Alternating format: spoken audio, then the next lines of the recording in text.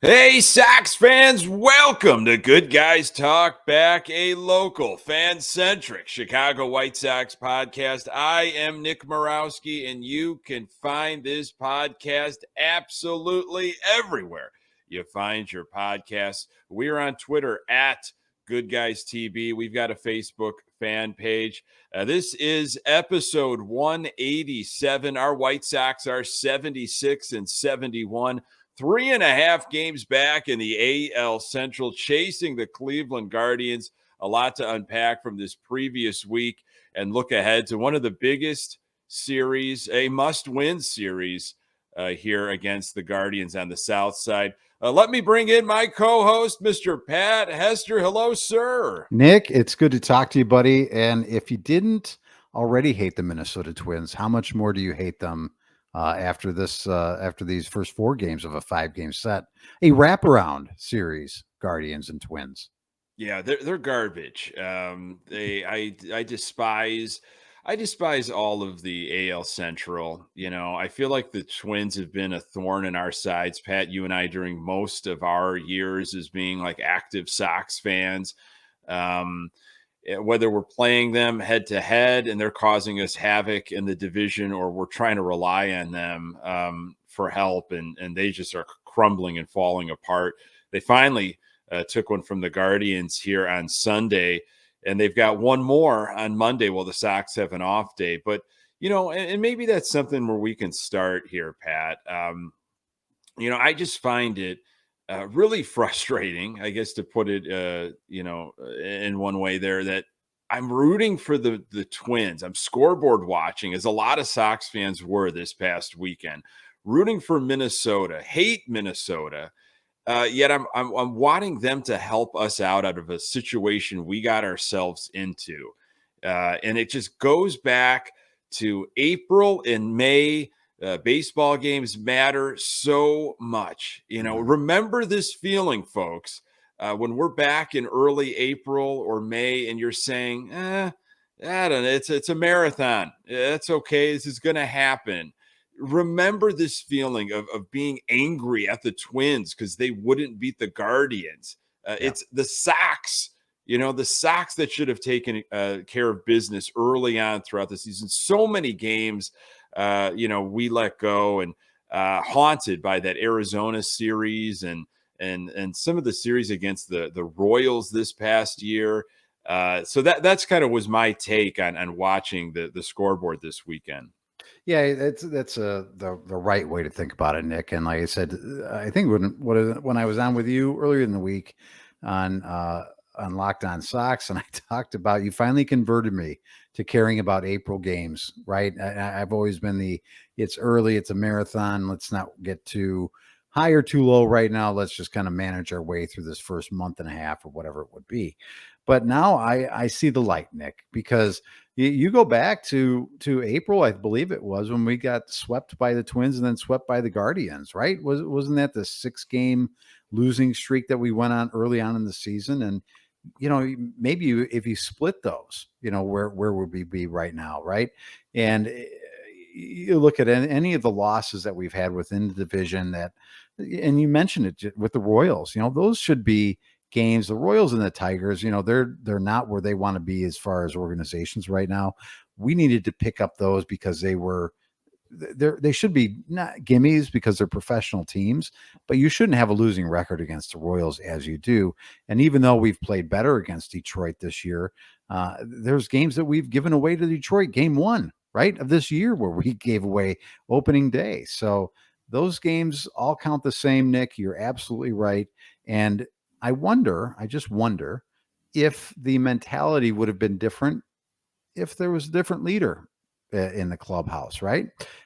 Maybe the team took on that persona of, it's early, we'll get there, we'll turn it on when we need to turn it on.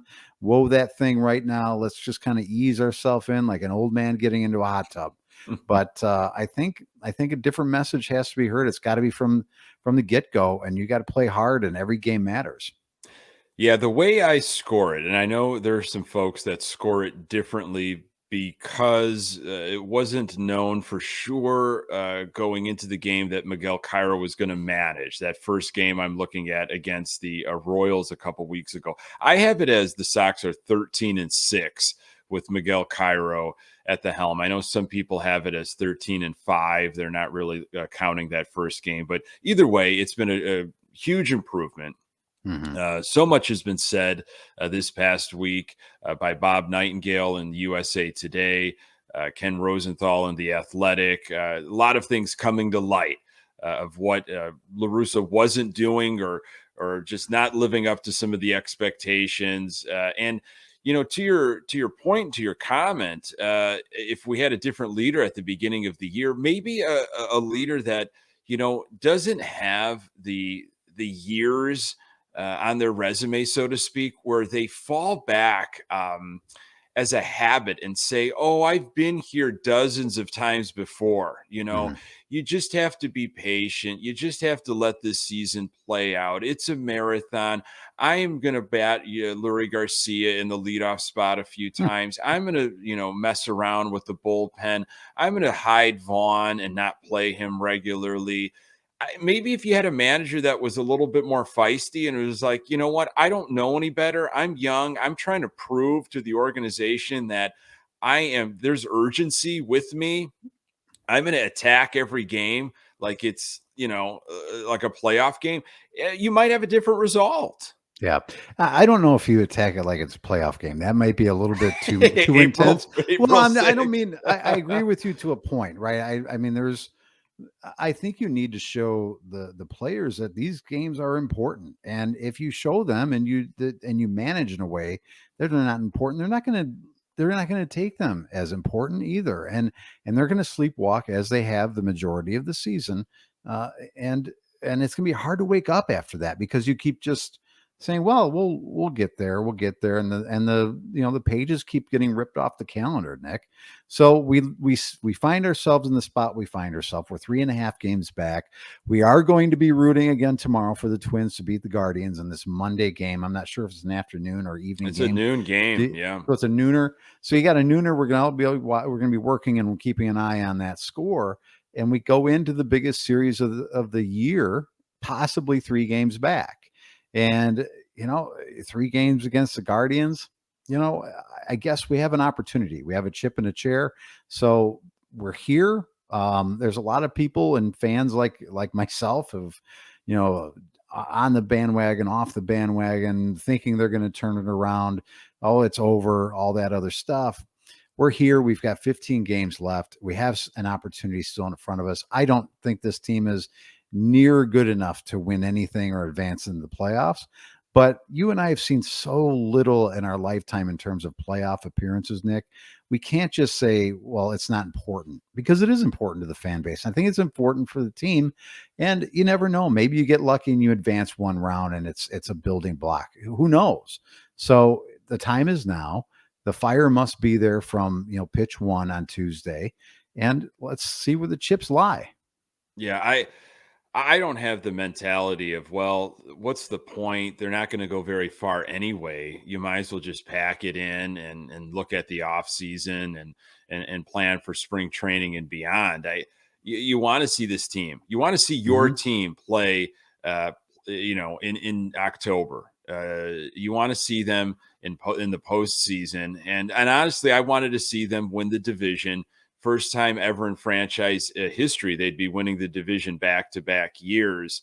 It's 6 months of baseball. And if you Mhm. factor in spring training and everything, it comes down to this.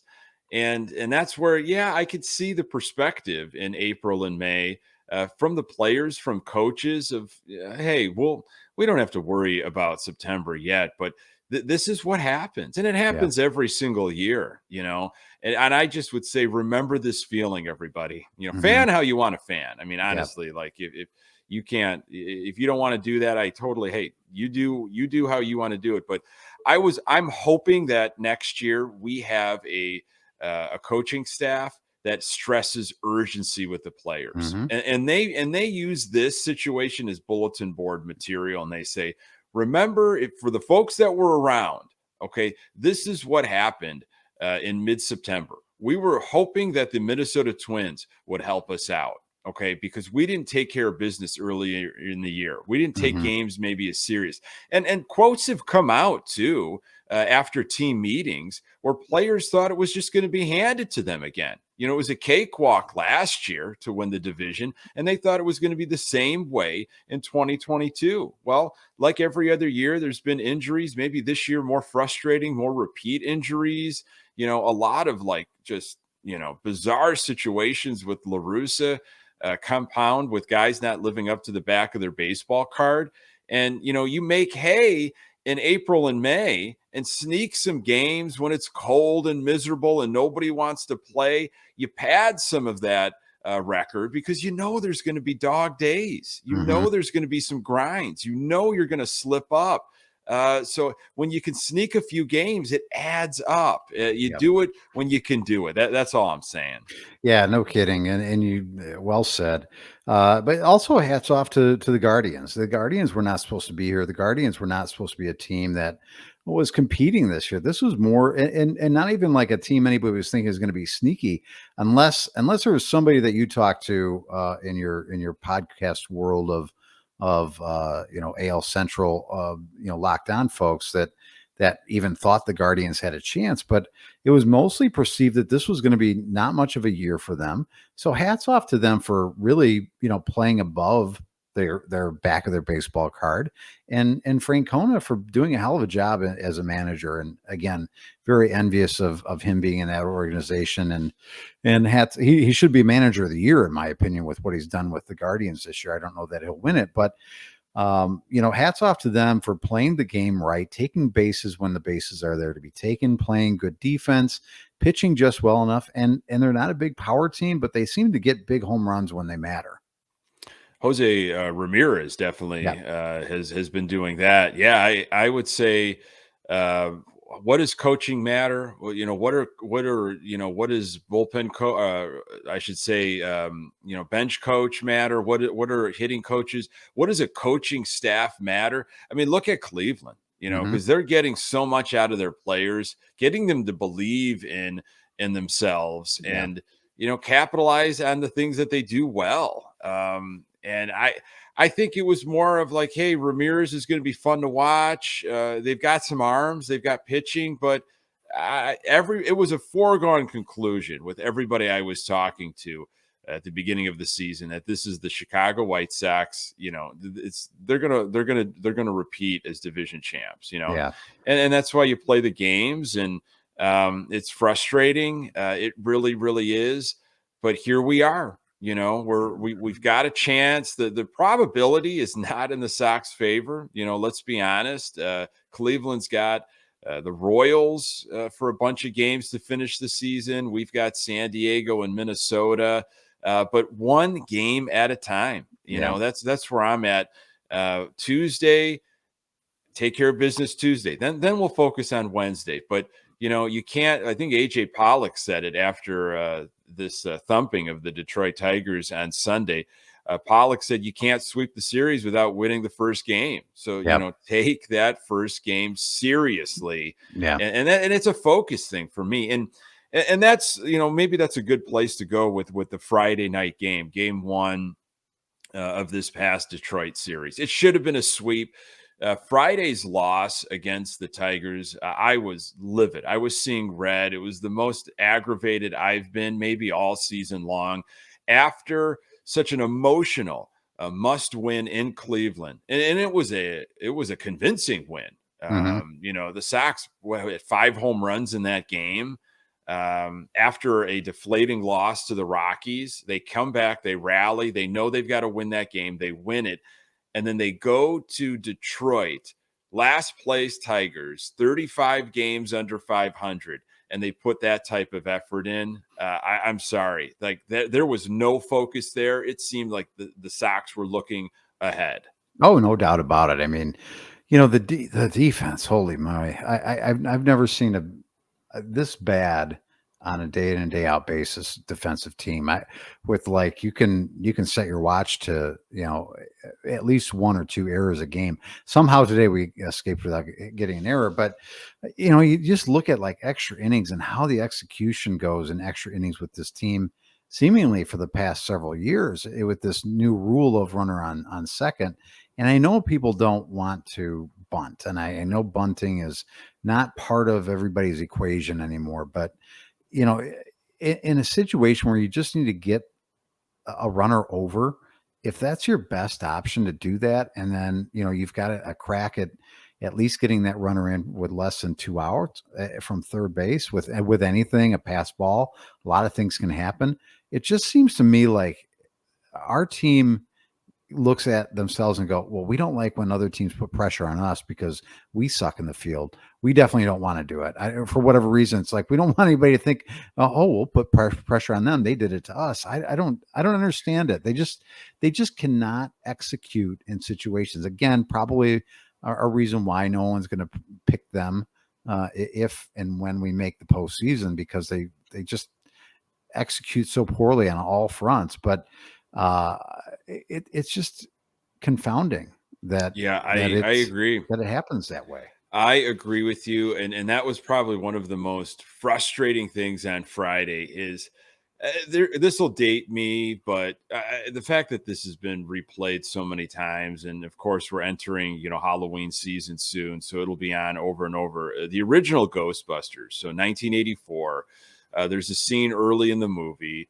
I might have referenced it in a previous episode where Harold Ramis's character, Egon Spangler, is with a calculator trying to figure out the numbers, crunch the numbers, if they can buy this, if they can buy the warehouse, pretty much. It's going to be their headquarters, the office, sleeping arrangements, everything.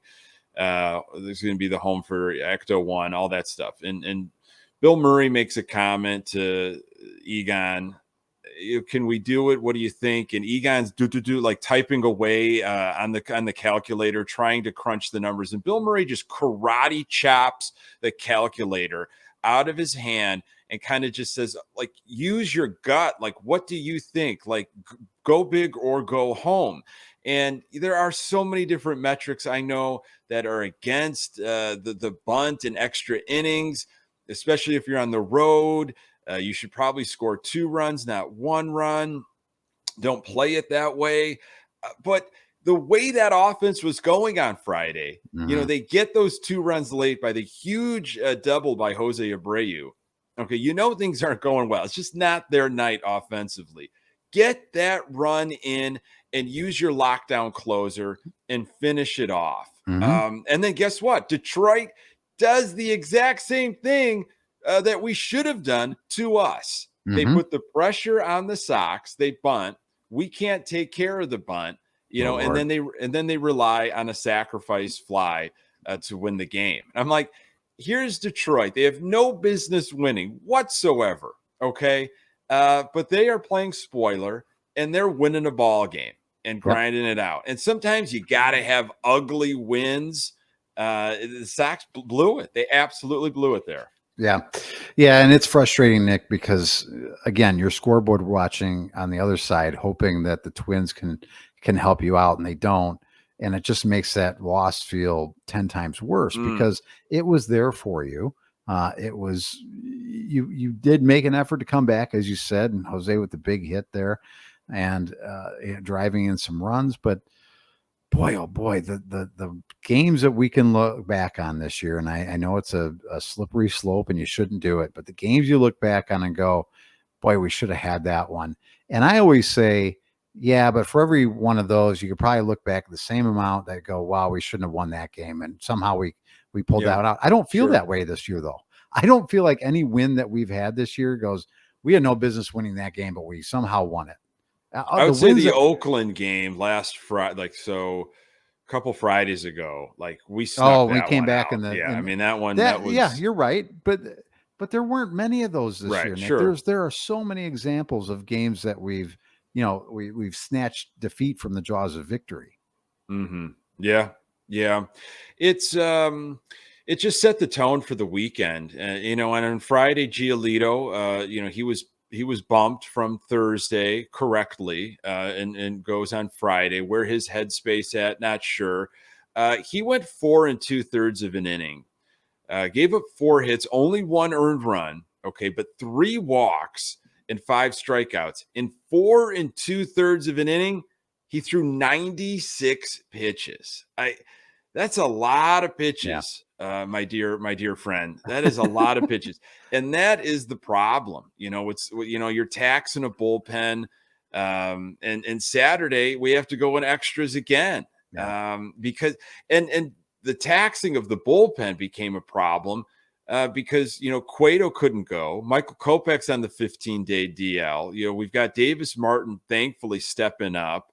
Vince Velasquez had to go on Sunday. Thank God there's an off day on Monday. But here you got Saturday, and you're watching the game closely. I'm watching it. We're also scoreboard watching as well. What a crazy situation in Cleveland and Minnesota. They go to 15 Hmm. innings. But Sox actually bunted in Yeah. extras. They Yeah. actually, and guess what happened? Detroit couldn't field the Yeah. bunt. That's where I'm just saying, are people overthinking this? Sometimes it's just the answer is so simple. Put pressure on the Yeah. defense, especially late in the game. More chances than not, they will crumble on you. Yeah. Well, you and I, Nick, are older and don't we're not sabermetric geniuses, and does I'm not disparaging anybody that loves to look No, at the not at data all. and the stats and analyze things and all that kind of stuff. And that's fantastic. But sometimes, you know, you look at baseball, this game's been played for over 100 years. Sometimes you just go and you say, this is something that needs to be done because it's fundamental to the fabric of the game is moving a runner along and getting him in scoring position with less than 2 outs because that's what you have to do. And you do it by any means necessary when you are in the situation this team is in, where you have to find a way to scratch and claw and get a run in so you can beat a team that's been eliminated from playoff contention and chasing down the Cleveland Guardians. So it's sometimes it's like we're just desperate to find a way to score a run in certain instances. And again, you just have to look at all options and to say, well, the numbers don't tell us that we should do this. To hell with the numbers. Sometimes I'm in a desperate situation here. I have to do this because I feel like I don't have any other option. Yeah, and look what else they did. I think they had a double steal with Elvis Andrews. Like, Hmm. we're talking about manufacturing runs. It was, I guess that was refreshing to see on Saturday. It was almost like the coaching staff got together and they're like, okay, how did we screw this one up on Friday? Let's not let this happen again. And they found themselves in extra innings and they took a completely different approach and Hmm. they ended up winning that game. I mean, it was Yeah. not an easy game. It was still a nail biter. No home runs on Friday or Saturday. Finally, the power came on Sunday. It's so great to see Eloy Jimenez swinging the bat. Yeah. He should never play left field ever again. He needs to be healthy, because we see what he does when he is not, having to rest legs because Yeah. he's been out in the outfield and all these other issues. Sure, you're going to be running as a hitter, but it just seems like it's a different type of running. Yeah. We're not holding our breath like we did when he was roaming the outfield. And Andrew Vaughn, first career grand slam, leads the team with 17 home runs. So on a game like this, I sometimes worry with a day off. It's like, Yeah. we had this power, but I don't know, maybe a day off is good. Rest everybody up. We've been playing some high intense emotional baseball, and focus up for Tuesday. Now, if I could, just talk injuries for a little bit, and there's been a lot of them. We saw Michael Kopech go on the 15-day IL. I don't know if he's going to pitch the rest of the season. And Luis Robert got into a game during Detroit, and then missed today. And we got Monday off. I don't know what's going to happen with Luis Robert moving forward. Which injury? I mean, which injury bothers you maybe the most right now?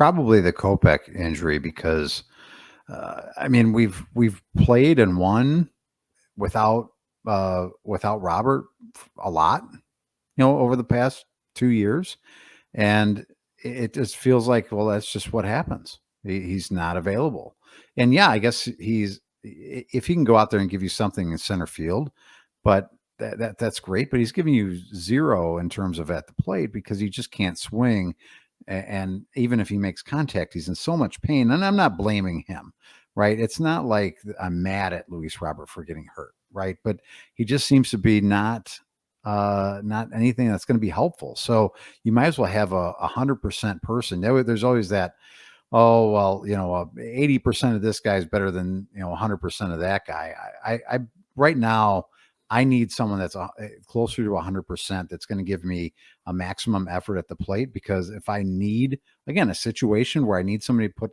the bat on the ball, right now, I don't think Robert can really put the bat on the ball. So, eh, Yeah, I've got options. he has no poker face. Yeah. Like when he swings right now, I mean, the wincing and like the grimacing. Mhm. I'm sorry. I look at that as a pitcher catcher battery. I go in the dugout and I have strategies of how we're going to approach this guy who's obviously is obviously hurt, and and cannot square things up, and is worried that if he does, he's going to further damage his hand and wrist. Yeah, I'm with you on the Kopech is so frustrating because here we are when games matter in September, Mhm. and he misses out now in starting in those games. Yeah. He was a reliever last year, and finally we got him in the starting rotation. He's been pitching pretty well. He's had some injuries here and there. And I wanted him to have the experience Mm. of playoff type baseball in September in a starting rotation, Yeah. and now we're going to miss that and have to wait. Remind me, Nick, was there an innings limit for him this year that was put on? No, Wasn't there talk no. about it though? Wasn't at the beginning of the year, wasn't there like, or was that more of a media questioning the organization if that was going to happen? Yeah, that might have been I don't know. Rick Hahn might have hinted at it, but Mm. Ethan Katz, I thought made it pretty clear a month or so ago. Like he's gonna Kopech is gonna tell us, Yeah. how he feels. Yeah. This isn't like we don't have a number. So he's got right shoulder inflammation. Who knows? Yeah. Again, I don't know if we're gonna see him again. The Robert thing, again, we've been winning without him. Now, of Hmm. course, the team's better with Robert, but a healthy Robert, maybe he's a defensive replacement late in the game. Maybe he's a pinch runner. He was used that way over the weekend. But swinging a bat, I need somebody that can, swing without, limitations and without fear, and not be a liability in the lineup. And with Kopech going down, that makes, Giolito, that much more important to us right now. And the guy just has really a struggle this year. Let's be honest. So you're going to have some type of makeshift, starting rotation to finish out the season. Now, maybe you can manipulate it. I know we have an off day tomorrow, and I'm not sure exactly how the rest of the year shakes up in terms of schedule. If you can, move guys around in terms of, well, there's a natural off day here, so maybe we can go with, 4 and skip a guy, or whatever you might have to do. But it's kind of a weird spot where you're going to have to kind of do a makeshift fifth starter here, and maybe we saw what we have. Maybe it's a Martin and it's a Velasquez, a combination of the two to kind of get you through that fifth day somehow. But somehow Giolito is going to have to step up, and he's going to Yeah. have to step up in terms of locating his fastball, because that's what his changeup really works off of, Nick. Again, I talk about him a lot all the time being a two-pitch pitcher, but when he's not locating his fastball, his changeup is not that as effective, and he really needs to be able to locate it. So I don't know if he can find it here in the last however many starts he's going to have throughout the rest of the year, but we're going to need him. We're going to depend on him even more now with Kopech down. Yeah, I don't believe the White Sox starters have been announced for the Cleveland series as we record here on Sunday night. Cleveland starters have been mentioned. We're going to be facing McKenzie and but I have a good feeling Cease and Lynn will throw in this Hmm. Cleveland series. I hope the fans show up. I'm planning to be there on Thursday. I've got tickets for Wednesday as well. I hope it's a playoff raucous atmosphere on the South Side. I'm not too scared about Cleveland. In Cleveland, I'm petrified. But Cleveland, Hmm. hey, they're pesky. Keep them off base. But every team is pesky against the Sox when we have an outfielder, in Vaughn and Sheets. I mean, you saw a guy like Baez did, who runs on everybody all the time. I Hmm. know, but when there's a ball hit out into the outfield, whether it is in the short gap or in front of an outfielder, there are every team should be looking for two out of the box, Yeah. and make Vaughn have a throw, make Sheets, make a throw to second. So that's what I worry about. Yeah. If they're playing down the line, if they're just going to be playing dink and dunk offense, and then Naylor or Ramirez, puts one in the seats. That's what you worry about. But again, like we should be hitting the home runs in our home Hmm. ballpark. Okay, our power numbers should be greater than they are. Cleveland doesn't necessarily worry me. It's just you gotta. Hey, Lance Lynn took care of business in Yeah. Cleveland. He kept him off base. How about that performance? Yeah. I mean, that guy's on a mission right now. Yeah, he is. And we've got right now mid-season, we've got the June version of Lance Lynn that we saw last year, really. And then at the end of last year is when he started to, his health started to get in the way of a great year. He's right now at the top of his game. So you're going to see, most likely, you're going to see Cease, Lynn, and Cueto in this 3-game set, right? Because Cueto had been skipped for an illness over the last couple days. I think he was supposed to pitch. Maybe was it today It or was was it supposed to be a Saturday? Saturday, and then they Saturday. they bumped him to maybe Yeah. Sunday. And I'm wondering, I'm just like, was that a purposeful bump? Mm, I mean, to get him to maybe Tuesday. I interesting. I because it was a non-COVID illness, and they're like, well, he's not going to pitch Saturday. We're hoping he can go Sunday. Can't go Sunday. I'm just trying to speculate. So if you put him on Tuesday or Thursday, is that too long of a layoff? Well, that's a great question. Like there's guys like I think Cease is one of them that's very finicky. Yeah. With how many days he pitches, and If I'm going to mess with anybody, it's going to be Cueto, because he's sure, a yeah, veteran and I think he can figure that kind of thing out. I yeah, don't want to mess with Cease with whatever rhythm he has no, going no, on. So you don't touch him on and keep him on his regular rest and go from there. So yeah. yeah, it could be a great way we have our pitching lined up, and hopefully this offense can be somewhat repeatable from today into another day, but you just don't know. I think we get a nice warm day tomorrow. I don't know what we have weather-wise. You're the Weather's weatherman. looking What's great. I've Yeah. checked it. Weather is looking great. High 70s. No chance of rain right now for Tuesday, Wednesday, Thursday. It's going to be perfect conditions. Yeah. Come on out to the ballpark. I should be Tracy really, Butler eat your heart out. Who needs it? You got Nick Morowski, um, meteorologist. yeah. Did you sneak You in a know me. meteorology class at St. Francis that I didn't know about? Were you moonlighting, taking a I night think, class? I think I had some science requirements that I had to take, and I don't know, For maybe I what? did sneak in. I don't know for gen ed stuff. But you know me, like when the Sox are on the road, I'm making sure I know what the weather's like. Oh Is this yeah. game going to actually get played, or are we worried about a cancellation? So I'm always on that. The last time we recorded last Sunday, the Sox were coming off that Oakland series, and the future of Tony La Russa was really in limbo. Like he was in Oakland, wasn't cleared to manage, traveled to Chicago and was present, sitting in a suite, maybe with Reinsdorf, who knows, for the Colorado series. Sox split that series. He did not travel to Cleveland. He did not travel to Detroit.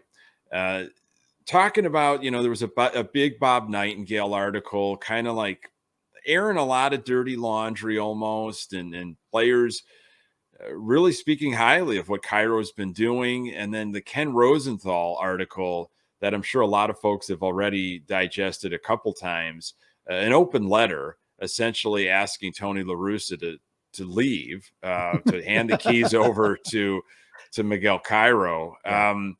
It really could have been penned by a number of different Sox fans. Mm, Just give this over. Like, you're done yeah. now. It's not the way you wanted to end.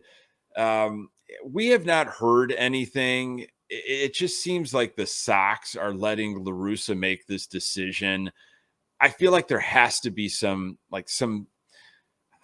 there needs to be a call on this. And I Yeah. think it really should come from La Russa. Like, he should not uh, put this in other people's hands and have them make the awkward, tough decision, because they're not going to do it.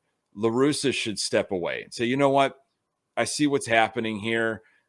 I'm going to rest. I'm going to take care of myself for my sake, my family's sake. Miguel Cairo is doing an amazing job. I have faith in him. We'll continue to talk.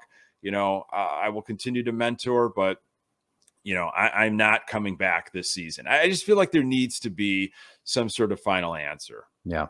Yeah, no doubt about it. And you would think if you were Tony and you're looking at what's happening and the record since you've been away and the way the team has responded, not every game, right? Not every game that they've played Sure. flawlessly, or they're not the The best thing in typical the world, but issues that have been happening yeah, all season long exactly. pop up. But they've bounced back. They've just continued to right now ever since that Arizona series, Nick.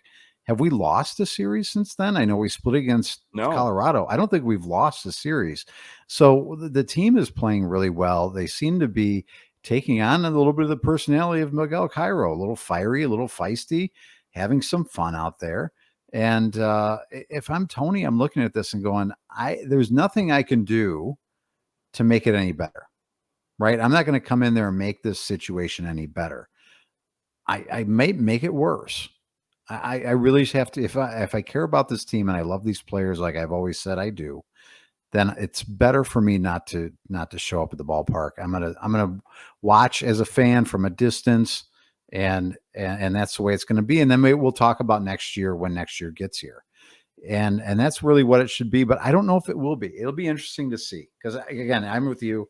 I don't think the organization is making that decision. Rick Hahn has been he's kind of danced around anything like that. Just he's not been cleared to come back or whatever that he keeps saying, and which he's probably saying with gnashed teeth. And yes, he's not coming back right now. We'll talk Yeah. about it later. All Yeah. the while thinking in his head, I'd love to fire him. Yeah, he's Rick Hahn did not want to hire Tony La Russa. That was not Rick Hahn's choice. That was forced upon him, the fan base, the organization. I think there's been a lot of dissension within the front office, a lot of other pockets over the La Russa hire and how things have gone, especially this year. And that now that Cairo's in charge and there seems to be some electricity, it's kind of sad. A little, maybe is it too little too late? Like, what could have been if he was put in place maybe after the All-Star game? You can't play that game right now. We're here, 3.5 out. And, there'll be a time in November maybe where we'll unpack some of this and kind of go over the situation and maybe what could have been. But something that Rick Hahn also, talked about in his I don't know if it was a Tuesday conversation at the beginning of the Colorado series, is that Tim Anderson was ramping up baseball activities. He might come back this week. And there's that now that becomes a whole thing of, well, what's going to happen to Elvis Andrus? Because he has been so great for this team. Not only hitting in that leadoff spot with power, with average clutch hits, he is a field general out at shortstop. The things that he directs, the conversations he has, the meetings, he initiates with the pitcher. I can't say enough about him. Miguel Cairo pretty much said when Tim Anderson comes back, he's going back to to shortstop. That means Elvis Andrus is probably going to have to play second base, a position he's never played. What happens with the leadoff position, do you think, Pat? Wow, that's interesting. I think you keep Elvis Andrus as a leadoff hitter, and I think you kind of, put Tim down lower in the lineup, let him work himself in. Don't put a lot of pressure on yourself. Maybe he's that second leadoff hitter. Put him in the ninth spot. I don't know. But he's not going to get a lot of at bats or time at the plate in the minors coming back or anything like that I know of. We need him now. So I'd say work your way back into the situation, put him down in the lineup, and I'm fine with. And I believe Elvis Andrus does have some starts at second. I don't think he's never played the position. I could be wrong on that. I thought I had heard. And again, when I say this, it's always like I thought I had heard something. Maybe I'm wrong, but I feel comfortable enough with him being able to, take over second base. And I've been more, I maybe tickled is the wrong thing to say, but tickled by the way he runs the bases. And he's aggressive and he takes that extra bag and he's aware and he knows situations. And he's just a fantastic veteran piece right now that have been added to a team that doesn't have really any of that in terms of just some really great instincts or I don't know what it is, but he's got the TWTW, Nick, is what he has. So he's a guy you can't take out of the lineup. Put him at second base. I think, you can't get much worse than what we've seen defensively anyway. It can't be any worse, right? Yeah. And I've talked about the way Harrison has kind of played second this year, and you've equated him to a man walking on ice or playing with roller skates on. Sometimes his feet just are always flailing and out from under him. So, I think that's your best option. And whatever you get out of Tim in that spot, you get out of him. And hopefully it's productive. And Tim Anderson is that guy though, Nick. Tim Anderson's that guy that wants to spotlight the stage when it's on him, and coming back and playing in meaningful games, I think will be great for him. Yeah. I think he is going to add value to the Sox, Tim Anderson coming back, but I would not put him back in the leadoff spot. I would ease him in maybe in the seventh spot like they did with Robert. When he was in the lineup initially, maybe in the eighth spot. You want to put him back at shortstop, great. But I think you have to ride the hot hand at this point. This is not the time to see if guys can recapture the thunder and, maybe if I continue to play them, they might get into a rhythm. This is not the time. Okay. It is who's got the hot hand, who's in a groove. Those are the guys that need to be playing consistently. And from what Andrus has been doing in the leadoff spot, I don't change that at all. No, you can't. I'm with you there. And hopefully Tim can come back and contribute and be that the straw that we've talked about for his whole career that stirs the drink. And that's just a great added element. And we'll see. But I fear that we'll never actually see the lineup that we had hoped to see ever play together in meaningful games. Yeah, it's sometimes, you don't get what you want, you get what you need. And maybe we thought that was going to be the great lineup, like everything was going to fit and it was going to be like clockwork, just a machine taking teams down. And, that's not how it works always. Chemistry is a bizarre thing, man. And there's something going on with this team right now. Yes, there's been some hiccups. Unfortunately, the Colorado game and the game one in Detroit, Cleveland's just been winning. They've been winning at an incredible rate. But Andrew said it, this past week of all people, kind of the new guy on the team. Look, Cleveland's going to mess up and we're going to be there. And we have an opportunity to do it. And this is, the Thursday was a big game and there's a big series coming up this week. So Sox have Cleveland for 3, and then they stay at home for 3 against Detroit. Hey, it's just one at a time. It's now or never. Again, if I had an opportunity to talk to the team, which would be an interesting, the White Sox charities raffle or something. That would be great. Hey, for X amount of dollars, you can talk to the team for 8 minutes or something. You cannot look to tomorrow. It's now. It's now, right now. Every single at bat, every inning. You can't take a playoff. You've got to be present, mindful, focused, worry about tomorrow. Yeah. That would be my talk. Well, that's a great talk. I mean, I want to go get in the box now and swing for you, brother. That was fantastic. You should get in there. I think that would be a great promotion. I Yeah. think they should get on that. The first fan in the stadium gets to go give the pregame speech. I think there should be, more fan involvement somehow. What fans can like bring out the lineup card. Fans can say play ball. Obviously, there's the first pitch thing. Fans are singing the anthem at the beginning. Why not get in there and just deliver a little? Hey, take it or leave it. Here's some things I've been thinking about. Don't Tossing start with around. take it or leave it. That's not really motivating people. Hey, take it or leave it. Something I thought of while I walked over here. Some of you might hit home harder than others. I don't know, but one pitch at a time. I don't know if Okay. you've heard this All right. before. I want to actually, I want to take all the pitches at once, and Yeah. I'd like to, just try and win all the games in one day. Yeah, well, we've seen that approach, and you can't make up this deficit all at once. You just got to be patient, and yes, we need a lot of help, unfortunately, from the Kansas City Royals later in the season here. Well, you never But know. I mean, weirder things have happened, Nick. We take care of our business, and maybe that puts Cleveland in a tailspin. Who knows? I mean, they have been winning, like you said, at a healthy clip. they're It'd be a bound to great drop. time. It'd be a Yeah, great time for them to go into a slump. yeah. Pat, it is always a pleasure, my friend, talking White Sox with you.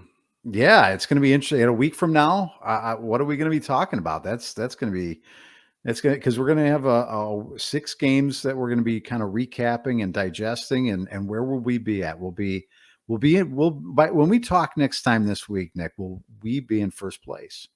Man, my heart says yes, but my head, I think we might be maybe a game out. I think we're going to make it closer. We're definitely going to make it closer.